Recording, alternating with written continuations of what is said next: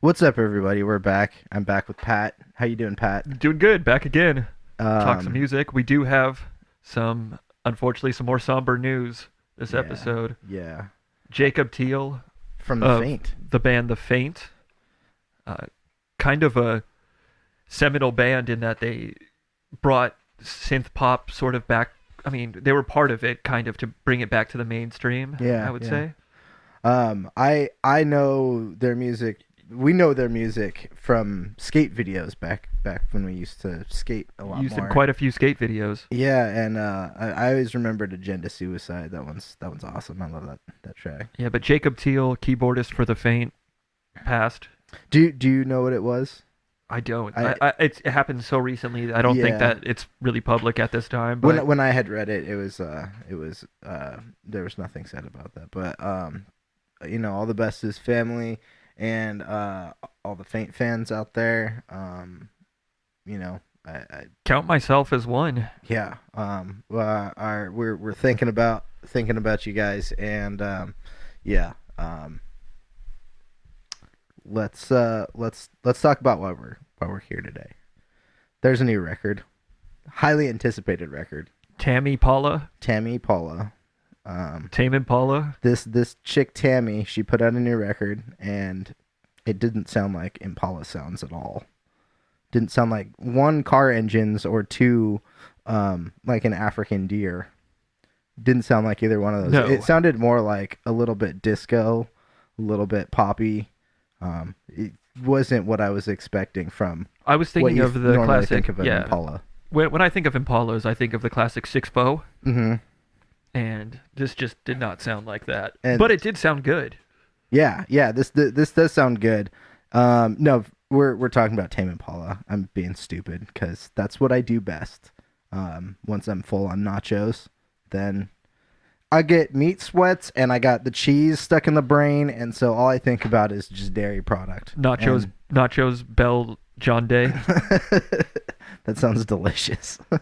But dude, Tame Impala record came out on Valentine's Day. Happy belated Valentine's Day to Our all you- future girlfriends. all you pretty ladies out there. um, I celebrated Valentine's Day with my Japanese body pillow, Coco Shin. Miku. Yeah, wow, that's her middle Hatsune name. Miku. Big shout out to Miku. No, so this record, highly anticipated. Tame Impala, Kevin Parker's been a highly sought after producer, particularly after their last record, Currents, came out in 2016. Yeah, Rihanna did a cover of a track. Oh, did she? Yeah, Interesting. included I had on not heard her that. album too. I know he's worked with various people. Mark Ronson. What's that? Thelonious London, is that his name? Theophilus London. Theophilus London. Sorry, I always do that because nachos. So Nachos Bell John Day. nachos built John Day. But a lot of people are looking for Kevin Parker. They want to work with him. They want him to produce stuff for them. And he said several times that he wants to be the next Max Martin, Yeah. the Swedish pop superstar producer. Oh, I thought you were talking about Mad Max. Oh yeah, Close. Mad Max they're- also. They're both Australian. So, so anyways, this record is out. They had been putting out singles for the last maybe Almost a year. Is it a year? Close to, I when believe. did Patience? Or, yeah, when did Patience come out? That's not last spring. I last think. spring. Yeah. So that didn't make it on the record, but I love that track so Yeah. much. I thought it was gonna end up making it. That was sort of a more like, it kind of had a more yacht rock feel to it. Sure, a little bit. Sure, I feel like that song and Borderline are pretty similar in like vibe. I guess. Agreed. Very disco. And Disco-y. with Border, that's a good segue into Borderline. We Yeah. can talk about that. That's one of my favorite tracks off the album. Yeah. Was a single, the second single that they put out, Was that he it? put out from the record. Okay, yeah. But yeah, this one is a little bit revamped. They cut the time down a little bit, added a little synth bass, Mm-hmm. which is Beef nice. it up a little bit. Yeah, Mm-hmm. I'm a fan. Yeah.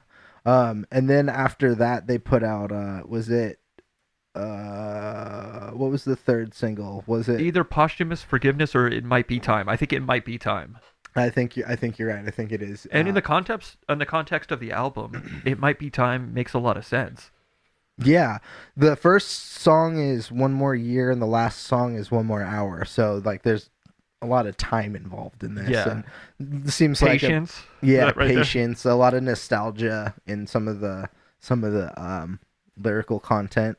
Um, Lost in Yesterday. Lost in Yesterday, yeah, that's one of my favorite. That was the tracks last anyway. single released before the Before, album. yeah, And yeah, that's a good record. That they put that video out with yeah, that's a and great performing record. as like a wedding band over Yeah, throughout the decades. yeah, I like that video. It was well done. So I'll start by saying I was really looking forward to this record for a long time. I probably overhyped it in my head. And then I ended up getting a copy, not a actual release from anybody, but I got some lo-fi versions of most of the record. They were just run through like an 8-bit sampler. Well, I listened to it, and I was not really impressed with what I was hearing, but I also, it was hard to judge too because I couldn't hear it very well because it was such poor quality audio.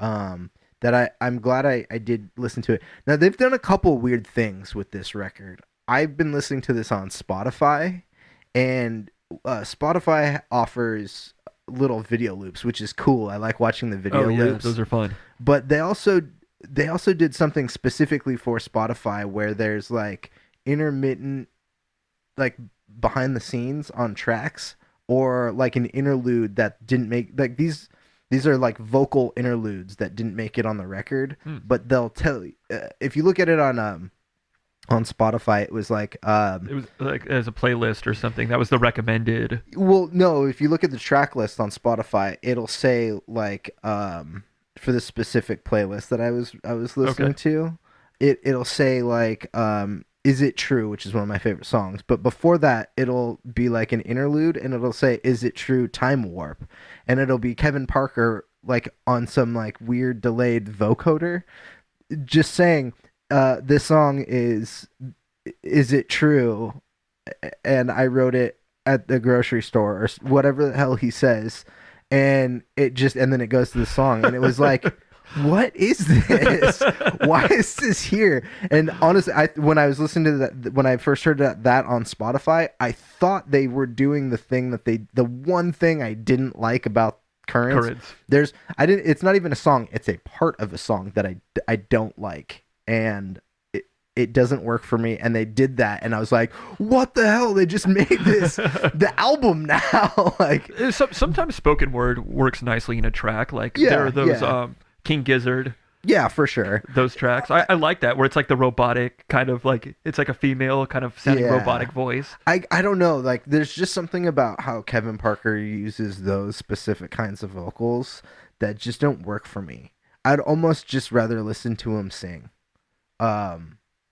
I don't know, but those tracks were weird. But I ended up listening to the record without those time warp interlude parts, and it's much better. So I finally listened to the high quality compact version of the record, and I do like it. It's a good record. I do too, and there were a few standout tracks for me. Yeah. Like just I would really like the sound. The overall sound of the album is classic Tame Impala with the really verbed out, Yeah. swirly vocals, Yeah. swirly synths, guitars, bass. This album is really bass and drum heavy. Yeah, yeah. It's.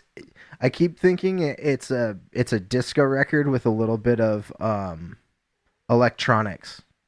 Yeah, that sounds. I don't know if our audience heard, but we're visited by my cat Gracie. She just said hello. Hi, Gracie.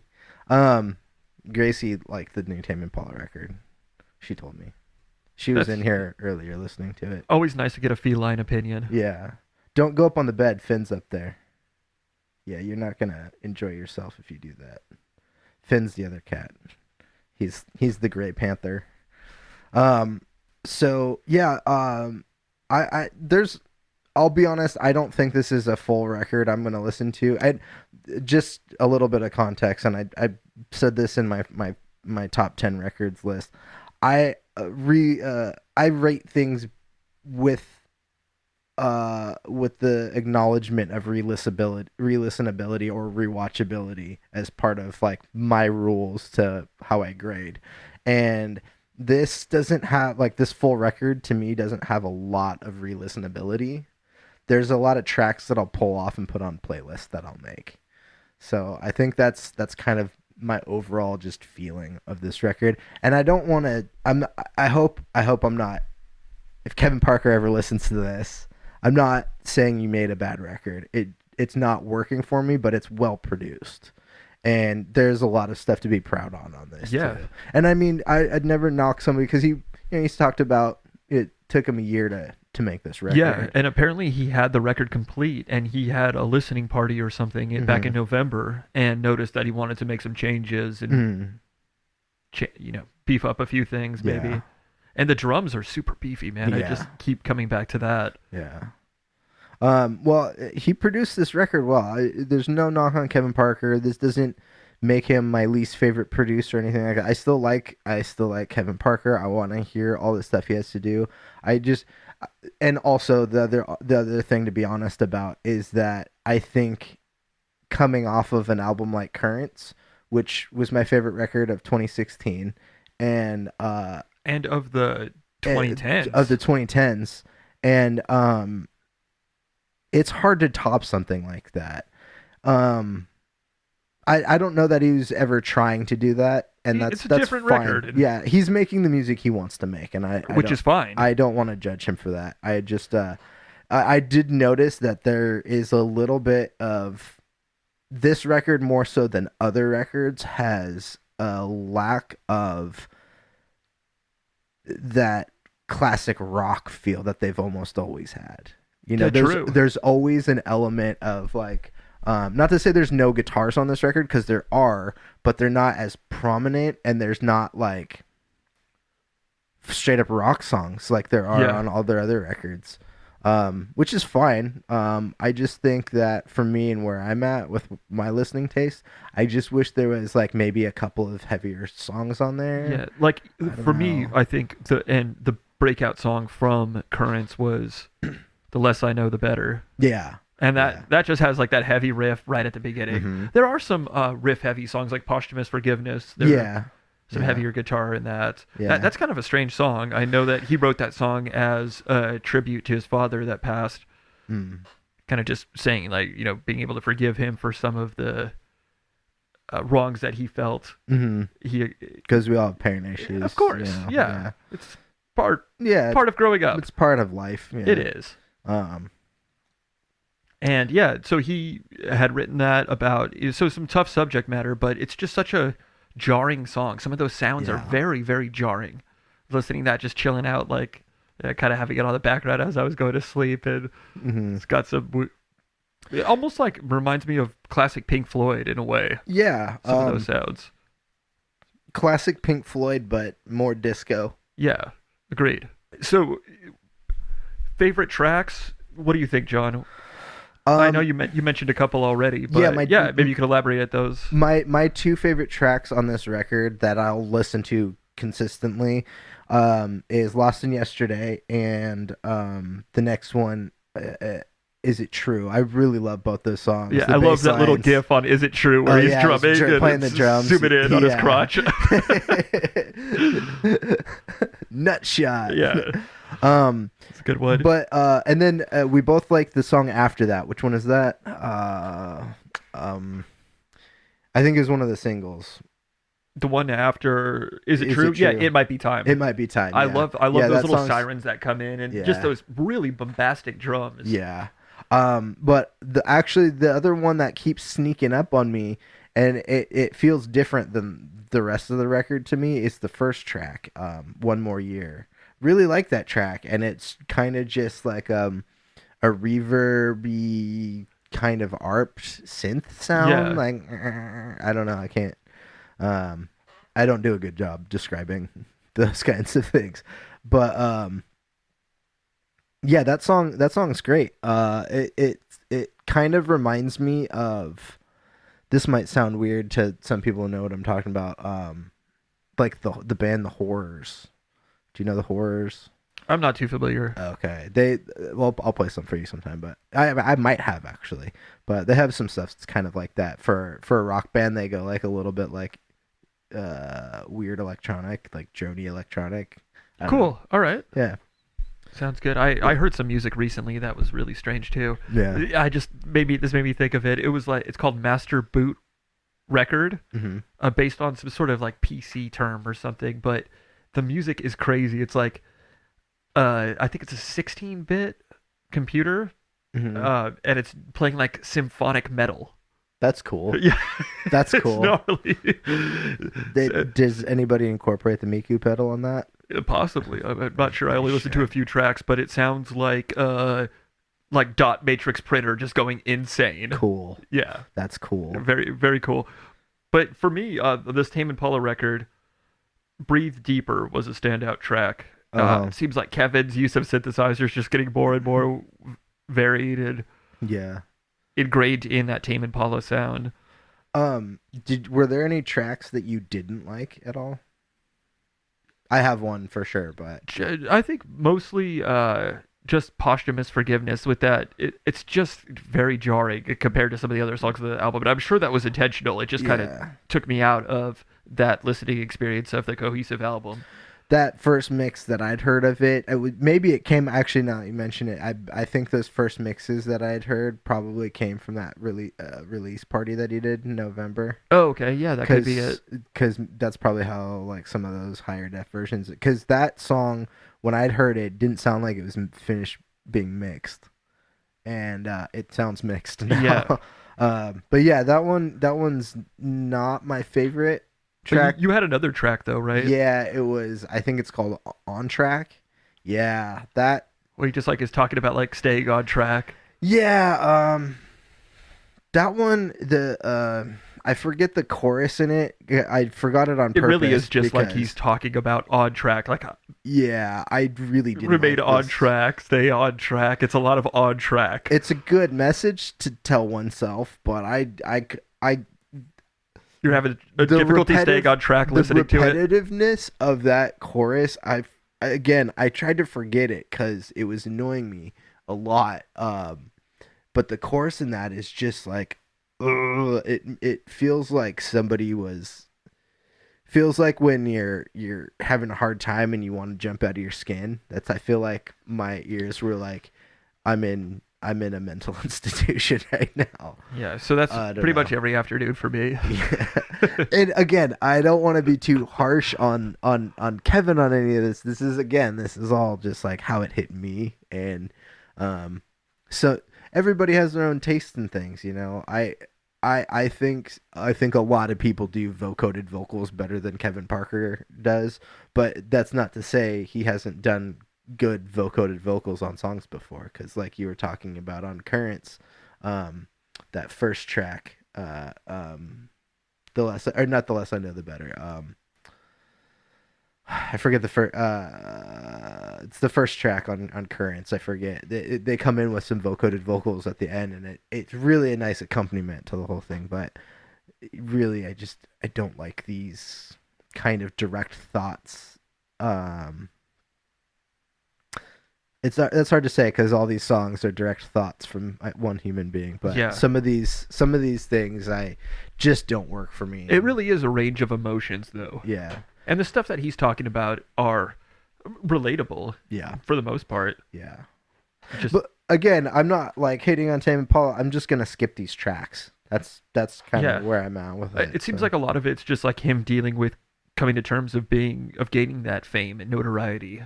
Yeah, maybe. I mean, Currents was I think, a big turning point for him. Yeah, I had the briefest of moments when I was wondering if Borderline was because of Borderline. I wonder.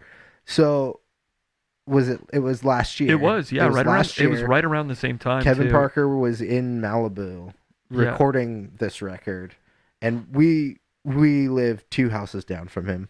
I'm just kidding. No, we live not far from Malibu, but just around the hill, there's a town called Thousand Oaks, and there was a shooting at a nightclub. Yeah, mass shooting. The Borderline. Yeah. And the next day is when the fire started that he ended up having to evacuate from. That's right. I've had the thought before too, but maybe it's only because of our circumstance where we're at. Yeah, it's probably not, but it would be cool if it was. I mean, that would be great if Tame Impala had ended up doing like a fundraiser song for, something terrible like that. Yeah, that was a tough time. Yeah. That was hit so close to home. Yeah, I was working in Calabasas at the temp job that I do during the holiday season. And I was driving back at night, and I remember seeing all these cop cars going the other way. This was at midnight, and I made some joke in my head. I was like, "Oh, I can't remember what it was, but it was something stupid." And then I found out when I got home that there was an incident at a nightclub in Thousand Oaks. It's a pretty terrible night. Yeah. But this record is not that terrible. No. So. Check it out. Give it a listen. Yeah. I'm sure you'll be able to find at least a few tracks that you'll enjoy. Preferably don't listen to the Spotify one that I listened to. Yeah, watch out for the time warps. Yeah, I did not enjoy that. It hurts to hear that because we really have both been big fans of what Kevin Parker does and his creativity, but I'm not exactly sure what he was going for with this. Yeah. And I do kind of think this has a lot of us. His aesthetic is usually retro-ish, 70s. His sound, stoner psychedelic kind of pop sound. I kind of wonder if maybe he was doing that, kind of going back to specifically because it's Spotify. Oh, is maybe going back to like an old radio host kind of thing. like a radio countdown show kind of thing, like Casey Kasem. Here's the next song. That's right, maybe cool. I just again, those kinds of things work better when you make it. And honestly, this is something I would do too. Is I would doctor my vocals. I used to do that a lot just because I didn't want to hear my voice. I used to doctor Mario. I used to doctor Coven.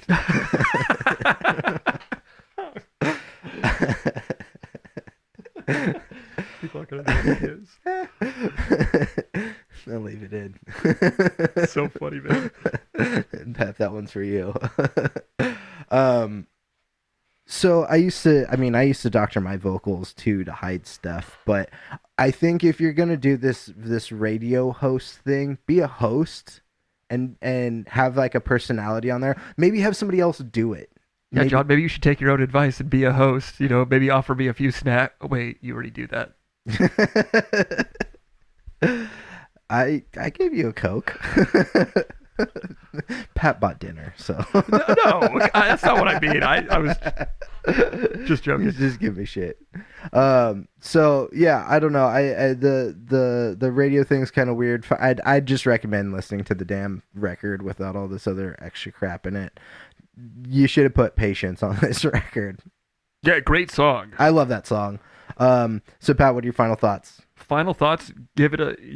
Just give it a listen. I'm sure you'll like it. I think there's something in there for everybody.